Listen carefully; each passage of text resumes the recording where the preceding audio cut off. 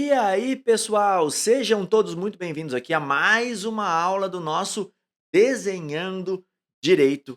Eu, Rodrigo, quero ajudar você que está aí do outro lado no seu dia a dia da sua aula de Direito Penal, seja Direito Penal um, 2 ou 3, independente da faculdade que você faça.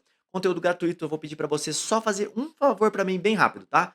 Colabora com esse vídeo, dá o curtir aí, se você puder comentar alguma coisa aqui embaixo, me ajuda bastante com o algoritmo do YouTube, e aí você vai me ajudar também enviando esse vídeo aqui lá para o grupo da sua sala de aula, tá bom? Meu objetivo aqui é ajudar você a concluir sua faculdade, tirando 10 em tudo. A gente também tem conteúdo aqui para a OAB, ou seja, repleto de coisa dentro do Desenhando Direito. Então me ajuda aí, eu te ajudo, beleza? Bom, o tema de hoje é Códigos Penais do Brasil e vamos começar agora a aula depois da vinheta.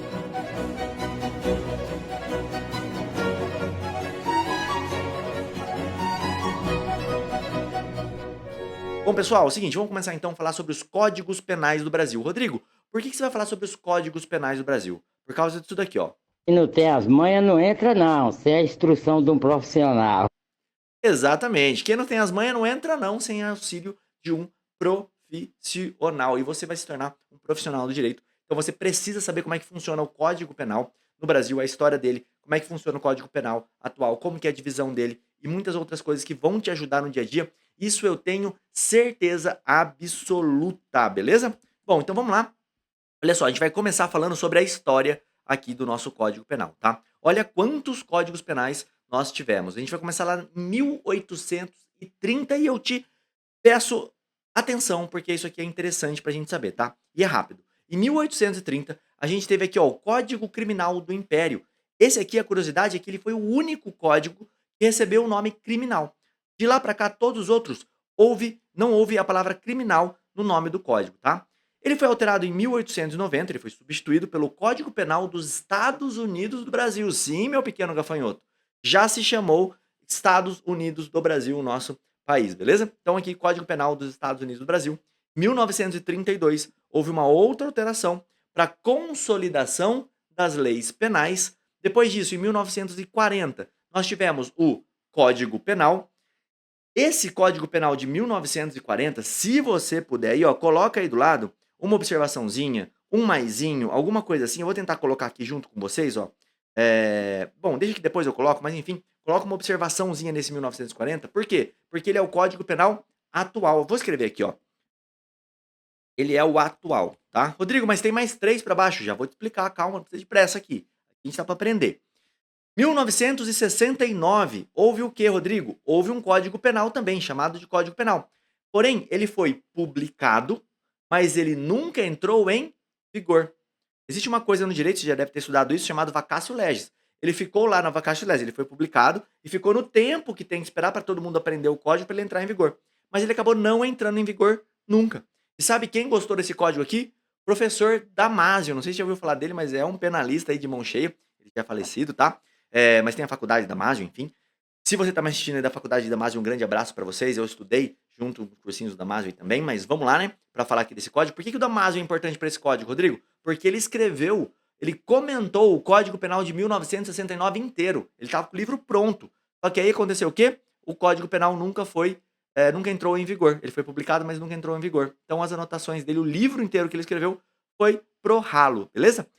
Em 1984 aconteceu o quê? Aconteceu, de novo chamado de Código Penal, aconteceu a reforma da parte geral do Código de 1940, tá? Então esse aqui é o Código Penal de 1940, é o mesmo código.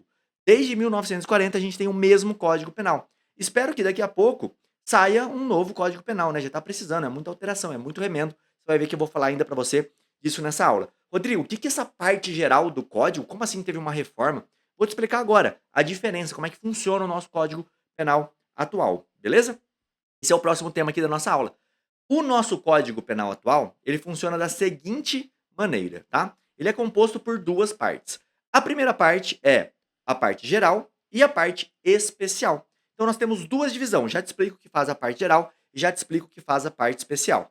A parte geral do nosso Código Penal, ela é dividida do artigo 1º ao artigo 120.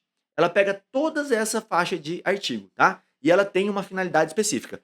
Foi essa parte do artigo 1º até o artigo 120 que foi alterado em 1984. Uma grande alteração que mudou tudo que estava por ali.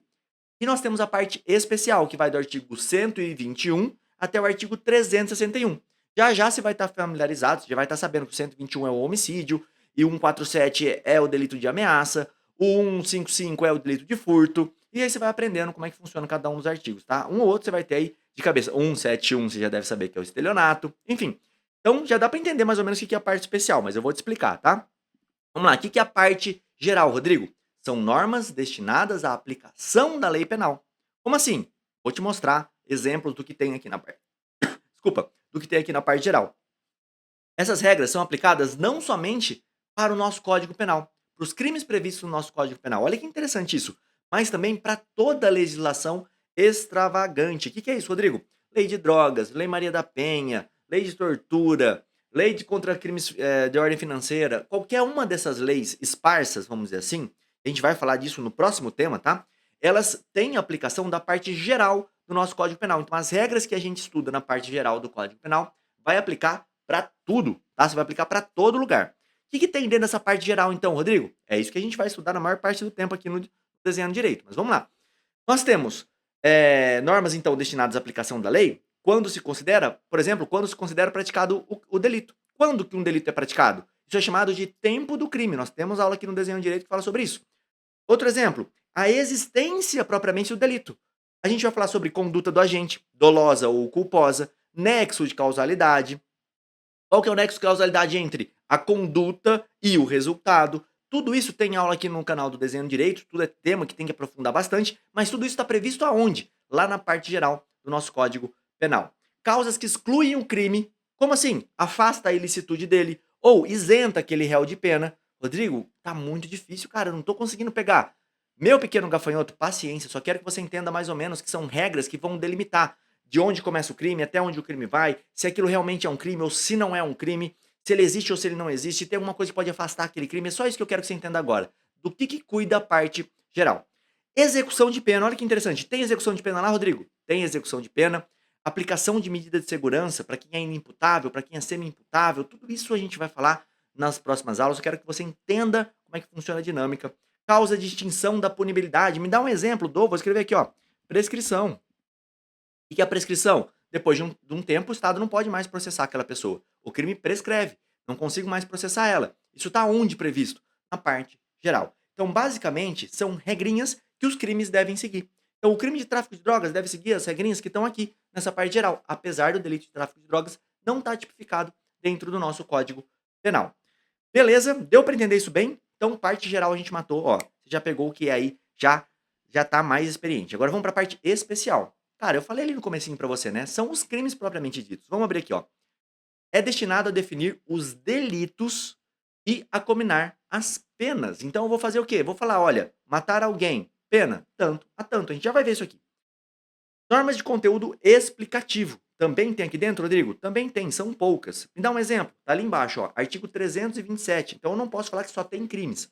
O artigo 327, ele define o conceito de funcionário público. Ele define o conceito de funcionário público.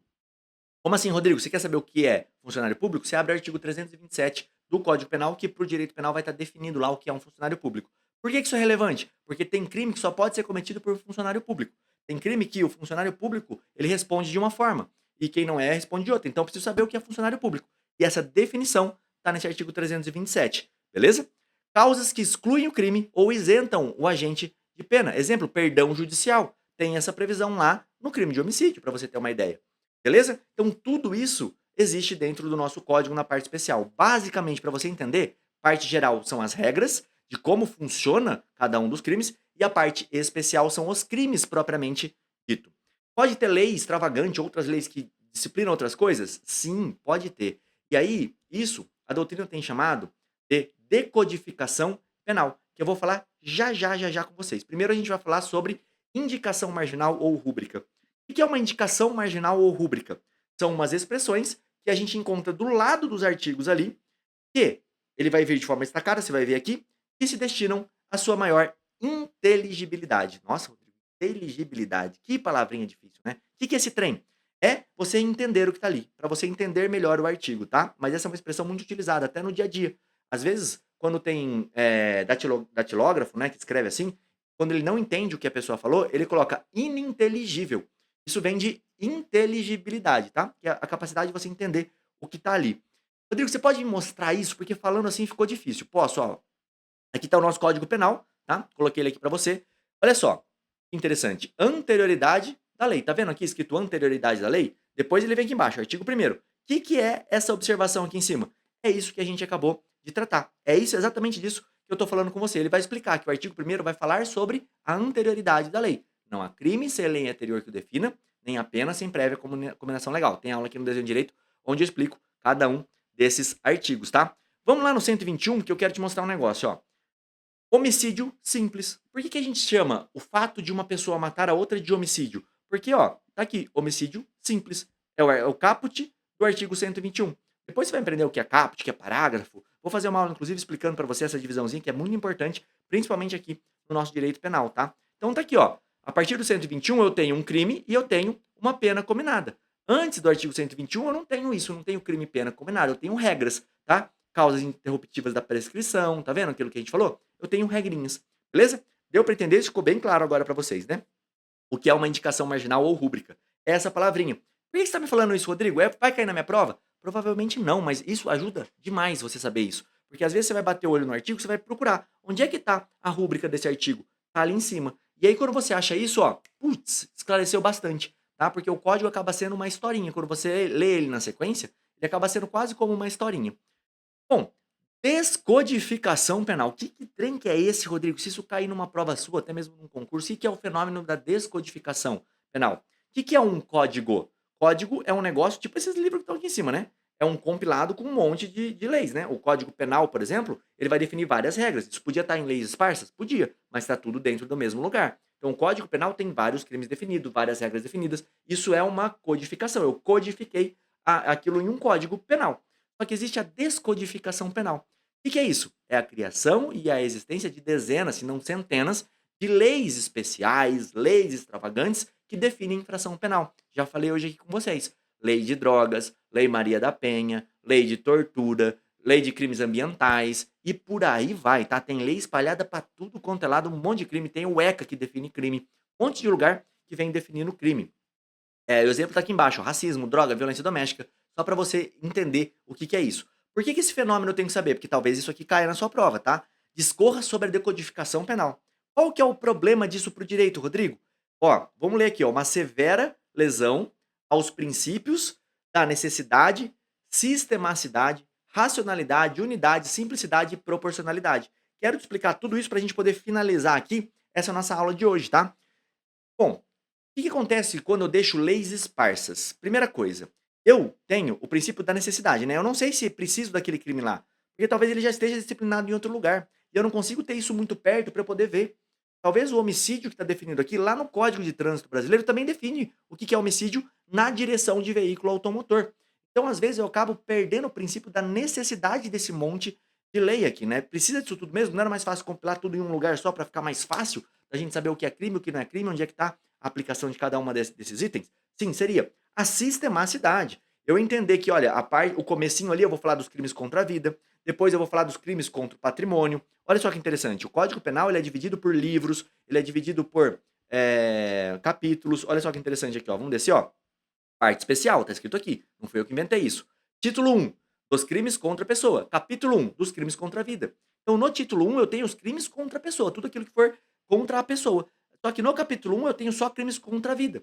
E aí vai vir um capítulo 2 e assim por diante, tá? Então, eu tenho uma sistemacidade. Quando eu tenho leis esparsas, eu perco essa sistematização.